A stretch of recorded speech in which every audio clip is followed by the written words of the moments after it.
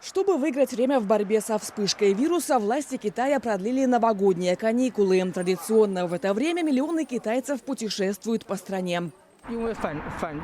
Это очень разумно со стороны правительства продлить китайский Новый год. Главным образом, это позволит избежать скопления людей и перекрестного заражения.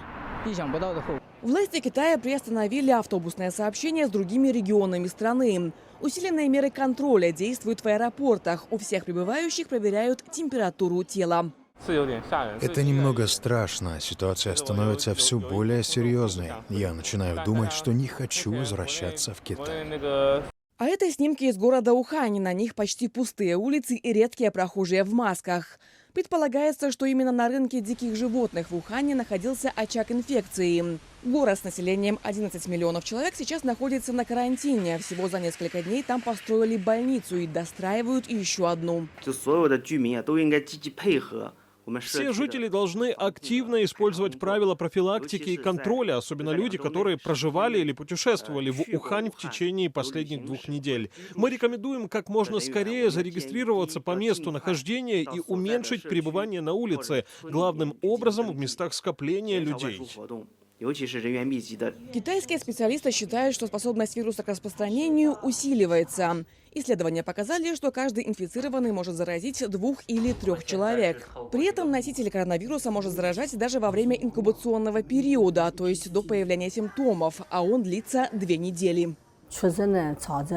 Общественность должна уделять больше внимания защите, надевать маски и мыть руки. Таким образом, мы определенно можем контролировать вирус в ближайшие несколько месяцев.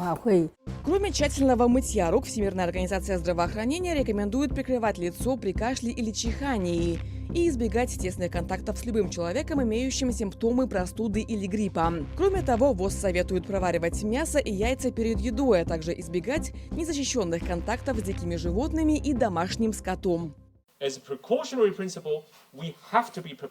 В качестве принципа предосторожности мы должны быть готовы к тому, что эта конкретная эпидемия может стать глобальной. Это никоим образом не является определенным, но есть некоторая вероятность, что это может произойти. Вспышка пневмонии от ранее неизвестного вида коронавируса в китайском городе Ухань началась в декабре прошлого года. Основные симптомы заболевания – кашель, повышенная температура, головная боль, тошнота и общая слабость. Вирус новый, поэтому вакцины против него пока не существует. Ольга Жарнасек. Настоящее время.